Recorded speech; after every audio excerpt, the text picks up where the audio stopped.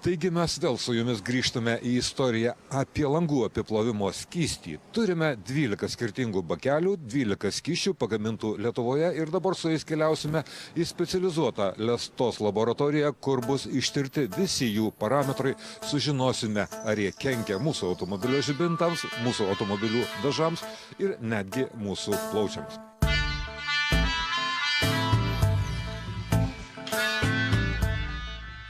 Mėginių įteikėme laboratorijos damoms.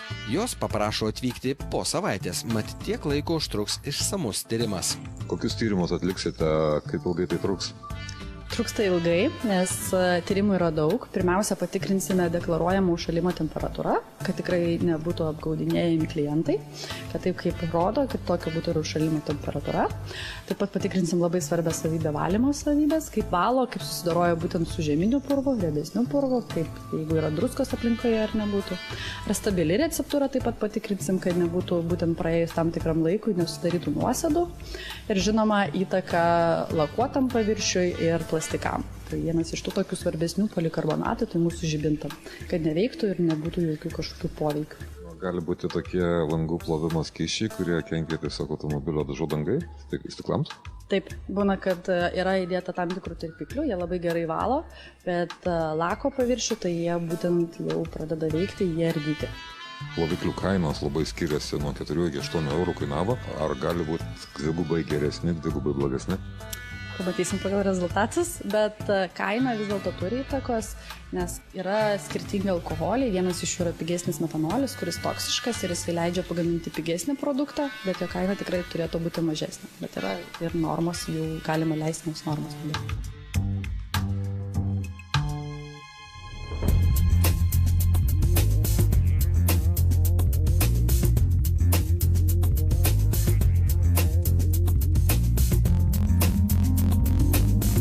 Štai praėjus savaitį vėl mes Lesto laboratorijoje.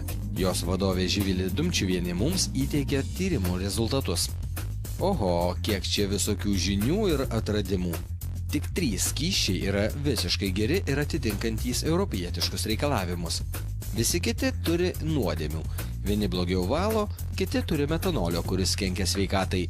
Treti dėl netinkamos cheminės sudėties graužia automobilių žibintų stiklus ir ilgainiui šie taps matiniai, blogai šviečiantys. Blogiausiai atrodo senojo Kauno džentelmeno parduotas skystis. Pamenate?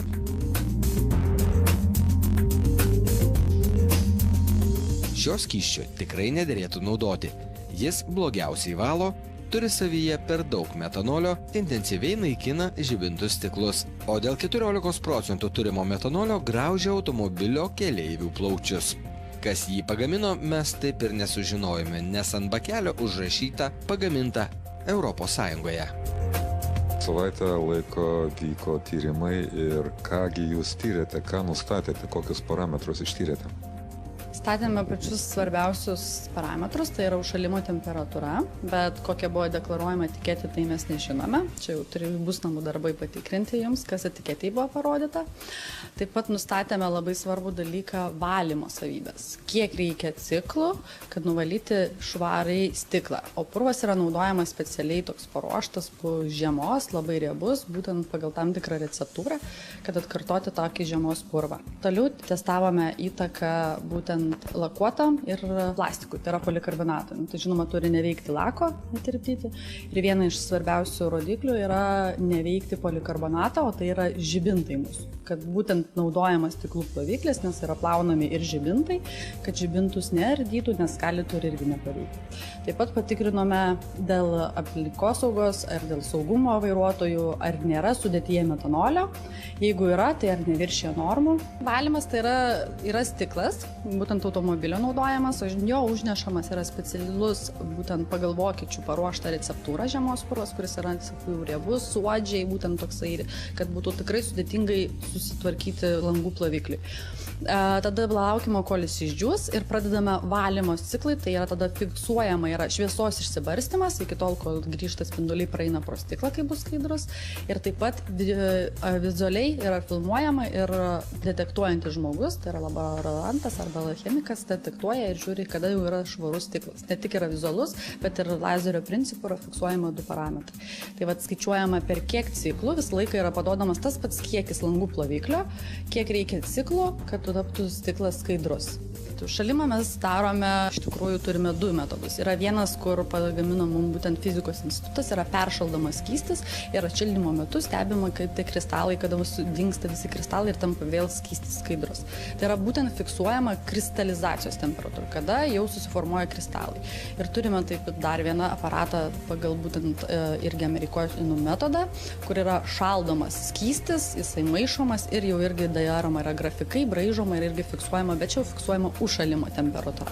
Tai turim netgi 2 metodus. Vienas iš labai dar svarbių buvo rodiklių, tai būtent kaip veikia plastika, iš kurio yra pagaminti žibintai.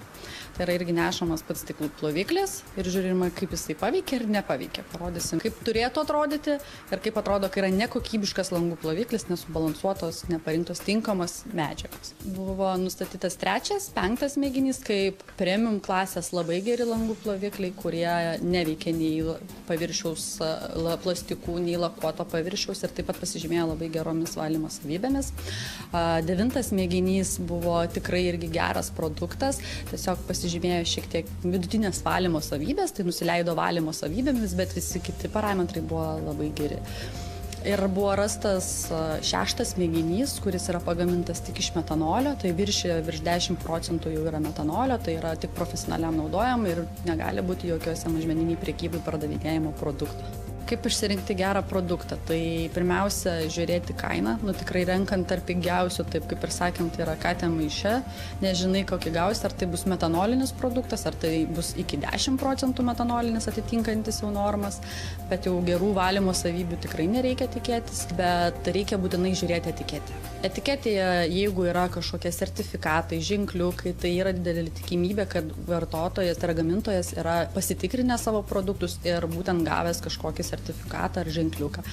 Jeigu deklaruoja užšalimo didelę jau temperatūrą, tai irgi būna taip, kad mėgsta ties dideliom temperatūrom vis dėlto šiek tiek pagaminti mažesnės, nes įdeda mažesnį būtent alkoholių kiekį. Jeigu jau įsipylė langų ploviklį ir jisai jokio kvapo neturi, tik saldus kažkoks, tai jau yra didelė tikimybė, kad yra metanolis, nes jis yra bekvapis. Jeigu juntamas yra švelnus alkoholio kvapas, tai yra, nėra blogai. Alkoholis tai yra pagrindinė medžiaga, kuri būtent suteikia užšalimą. Bet jeigu jau aitrus alkoholio kvapas yra toks, kaip lyg ir tirpiklio jaučiasi, tai jau irgi yra blogai, tai yra blogai išvalytas arba būtent pridėtas agresyvesnių tirpiklių, kad jisai gerai valytų, bet jis tada veiks būtent polikarbonatą, tai yra ir lakus. Mes įsigijome 12 bakelių skirtingose vietose ir kai kurie bakeliai tiesiog atsisuko lengvai, galima ten įpilti vandens, praskiesti juos ir taip toliau. Ar tai yra normalu, ar tiesiog pirkėjų reikėtų labai atkreipti dėmesį būtent į tai, kad ar yra plomba, ar yra gera apsauga, kad būtų tikras tuo, ką perka.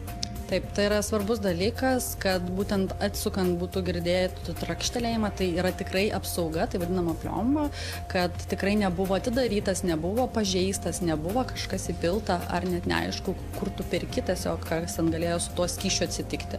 Taip pat yra pasitikėjimo sukelia, jeigu atidarote kamštuką, jau atidarius produktą po plombos, yra uždėta apsauginė plėvelė, tai yra folija. Tai yra labai svarbu žieminėms, nes alkoholis garuoja. Ir jeigu yra būtent kamštukas koks nors brokuotas ar dar kažką, kad būtent tas skystis neišbėgtų, neišgaruotų, jeigu tai metanolis, tai jisai toksiškas, kad būtent jis negaruotų, nepažįstų ir neišbėgtų, yra labai gerai, kad būtų padengtas ir folija. Taigi atlikto žieminių langų valymo skysčio tyrimo išvados yra tokios. Nors yra paplitusi nuomonė, kad jie dažnai užšąla prie žemesnių temperatūrų nei teigia gamintojai, ji nepasiteisino. Mat beveik visi, išskyrus minėtą neaiškių gamintojų skystį pavadinimu neužšąlantis stiklų valiklis, kurį pirkome pakelėje, visų kitų šalimo temperatūra yra arba tokia kaip rašo etiketės, arba net didesnė. O štai Winter Screen Wash -25 ir Elite užšąla net tik prie 7 ar 6 laipsniais žemesnės temperatūros. Nedaug nuo jų atsilieka ir abu autoserijo valikliai. O štai daugumai vairuotojų antra pagal svarbumą savybė, valymo gerumas, jau skiriasi smarkiai. Geriausiai nupraus stiklą AD Premium ir Turtle Wax valikliai. Net ir sunkiausia purvą nuvalyti pakaks vos 5 brūkštelėjimų valytuvais. Nedaug daugiau darbo prireiks ir abiems autoserijų produktams. O štai blogiausiems teks vargti dvigubai ilgiau. Dar dvi savybės, apie kurias pirkdamas langų ploviklį pagalvoja retas vairuotojas, yra jo poveikis lakuotėms dažų ir plastiko paviršiams. Dažai su apsauginiu laku yra padengtos visos dažytos automobilių skardos, tad tikėtina, kad ilgainiui veikiant langų skysčiams lakas bus sugadintas. Dar daugiau žalos gali būti padaryti automobilio žibintų plastikui, kuris yra beveik visuose bent kiek naujesniuose modeliuose. Jei žibintai yra plaunami kartu su langais, tikėtina, kad kai kurie plovikliai juos po intensyvesnio naudojimo sugadins ir žibintai švies kur kas prasčiau. Tai yra nukentės jūsų saugumas. Beje, tik trečdalis mūsų tirtų valiklių neveikia plastiko, o beveik pusės poveikis yra stiprus. Deja, tokios informacijos ant perkamo pakelio vairuotojai neras, tad šis mūsų testas turėtų atkreipti jų dėmesį. Kur kas didesnė žala gali būti padaryta vairuotojai ar automobilio keleiviams, jei ilgai bus kvėpuojama metanolio garais, tad jo kiekis renkantis valiklį yra taip pat svarbus. Įstatymų leidžiamas jo kiekis gali būti iki 10%. Deja, bet pakelėje pirktas neužšąlantis stiklų valiklis negali būti parduodamas mažmeninėje prekyboje. Jis gali būti naudojamas tik mechanizmams, šalia kurių nėra žmonių. Tai yra, jis skirtas profesionaliam naudojimui, galbūt kažkur gamyboje. Jei metanolio kiekis yra nuo 3 iki 10%, tai turi būti užrašyta ant etiketės. Deja, konkretaus kiekio gamintojai nerašo ir tik mes tai skelbėme ištyrę. 5 iš 12 tikrintų skysčių jis yra mažesnis nei 3%, tad ir neturi būti žymimas, o Turtle Wax, AD Premium ir EGT jo visai nėra. Štai ir galutinis valiklių įvertinimas balais atliktame teste. Nugalėtojai Turtle Wax ir AD Premium beveik vienodai geri, tik skiriasi jų kaina. Jie abu gerai valo, nekenkia nei automobiliniai sveikatai kvėpuojant garais, juose nėra metanolio. Trečioje vietoje EGT valiklis nuo pastarųjų atsilieka tik valymo savybėmis, bet jo ir kaina mažesnė. Skysčio pavadinimų neužšąlantis stiklų valiklis mes net nevertiname, nes jis žemiau visos kritikos ir jo net negalima pirkti.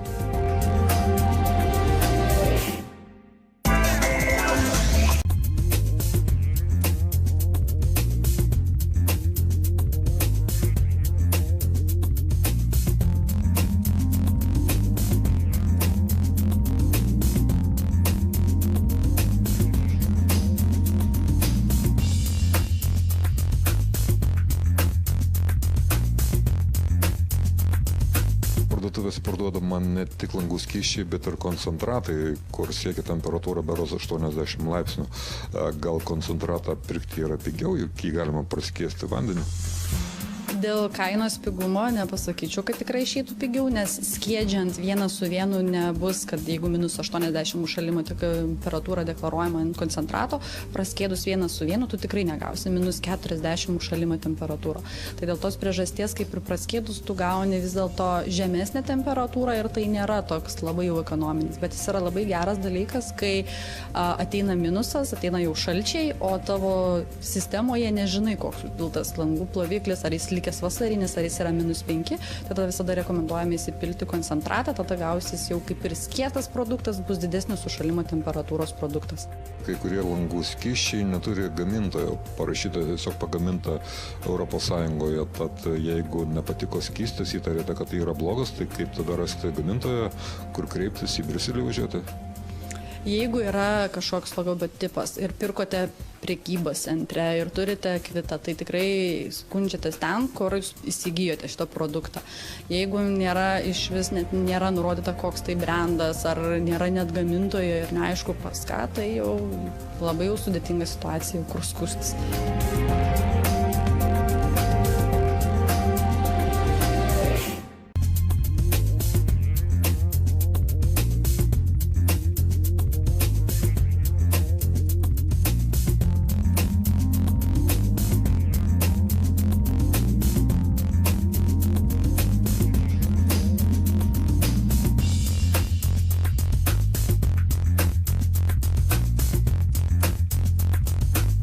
Vairuotojų dar yra tokia nuomonė, kad negalima maišyti skirtingų gamintojų skysčių, nes jie ten kažkaip gali susipykti tarpusavyje.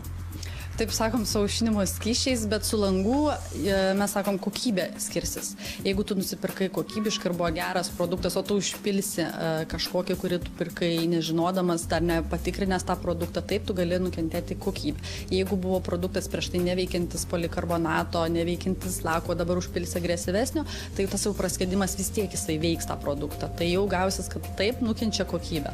Gali nukentėti ir užšalimo jau temperatūros, jeigu maišai, ir reakcijos, žinoma, neišvengiamas, nes gali būti nesuderinamos medžiagos įdėtos būtent skirtingose receptūrose. Dabar dar toksai klausimėlis, tarkim, kai kurie automobilininkai nusiperka daugiau to skysčio žieminio ir ateina vasara, ar galima naudoti tą žieminį skystį ir vasarą, ar yra skirtumas? Galima naudoti, bet vasaros yra purvas šiek tiek kitoks.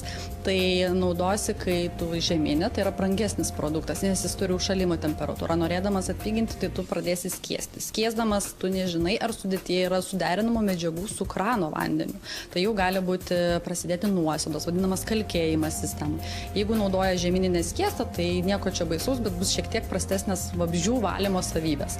Bet būtent jeigu jau pradės ekonominti skiesti, tai tada yra didelė tikimybė, kad ta receptūra nėra subalansuota ir tada bus kalkėjimas sistemoje.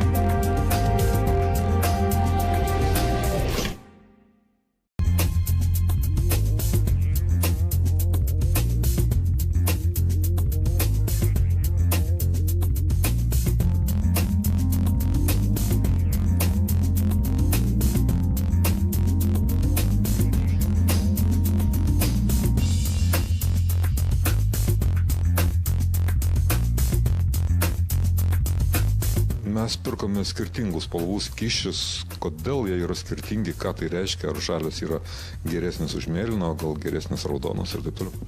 Ne, spalva nieko nereiškia, tai yra tiesiog marketingas, tai yra derinta prie dizaino, galbūt prie kvapo. Yra biški blogai, jau turėtų vartotojas sunerimti, jeigu yra labai ryški spalva. Tokia tamsiai padaryta kažkokia mėlyna arba labai tamsiai, tai yra tikimybė, kad kažką bando užmaskuoti, tai gal kažkokį drumstumą skysčio ar dar kažką tokio. Tai va čia jau yra vienas saugiklių. Geriausiai tyrimuose pasirodę skysčiai buvo pažymėti dekra ženklu. Ką tai reiškia? Tai yra automobilio asociacijos įkurta įmonė, kuri užsiema viską susijančių su automobilių testavimu, nuo skysčių, nuo dalių, nuo apsaugos ir saugumo visų būtent kažkokių testų. Tai yra įmonė, kuri testuoja, turi metodus ir jeigu atitinka jų iškeltus visus kriterijus, jie suteikia ženkliuką. Tai yra būtent vokiečių įmonė, tai yra, kuri tikrina, testuoja ir jeigu atitinki visus kriterijus, kaip gero langų ploviklio, kaip turi būtent visus nurodytis, tai leidžia dėti tokį ženkliuką.